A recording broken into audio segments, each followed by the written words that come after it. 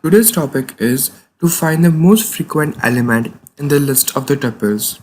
So first we are going to import our library, that is from collections we are going to import a counter. After that we are going to initialize our list which contains the tuples in it.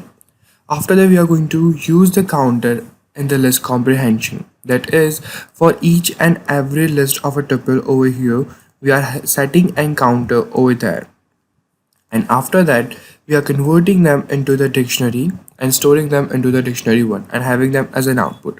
As you can see it over here, our list comprises of 2 times a element, 2 times b element, and 1 times c element.